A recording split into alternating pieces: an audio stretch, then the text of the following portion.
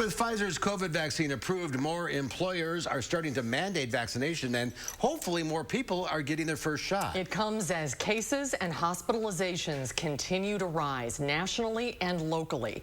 UW Health's Chief Quality Officer, Dr. Jeff Pothof, is back with us for his weekly visit. Hi, Dr. Pothof. Good to see you. Good to see both of you. So today's COVID-19 update from the Department of Health Services was a little sobering. It shows how the numbers are climbing. 2,000 new confirmed cases. That's the highest since January, and 21 confirmed deaths. That's the highest since February. So not what we want to be seeing. No, I think, we're all so tired of this pandemic, but nevertheless, it's taken its shot at us once again.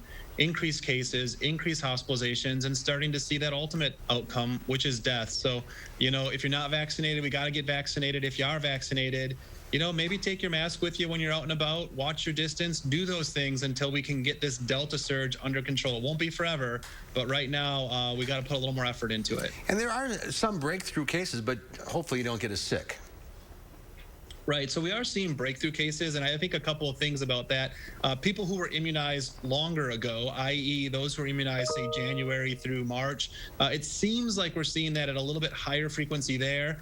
Vaccinated real recently, not seeing that as much. And then the real good message is even in those breakthrough cases, oftentimes symptoms are mild.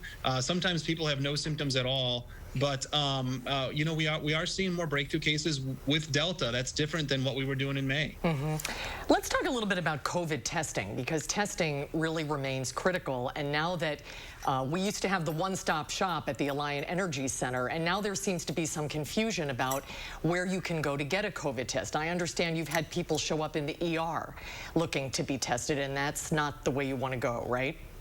Right. Now, certainly, if you're having, severe shortness of breath, you can't breathe, and you're having an emergency, absolutely come see us in the emergency department. That's what we're there for. But I think, a number of people, we were doing so good in May and June that now they get these symptoms and they're like, whoa, I should go get a test. And, they come to the emergency department, maybe they go to urgent care. And certainly there's the ability to test there. But oftentimes, those emergency departments are packed. There's other really sick people there.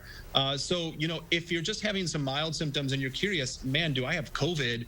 There are a lot of options for testing in the community, even with the Alliant Energy Center closed. Local pharmacies are doing it. All the health systems have a very fast and efficient way to do it. And, all those ways are much cheaper than coming into a hospital, an ED or an urgent care just to get a COVID test. And hopefully more and more people get vaccinated now that it's been approved, and the boosters are going to help too in a month or so. Doctor, good to see you once again. We'll see you next week. We'll see you then. Thanks, Dr. Pothof. Appreciate your time.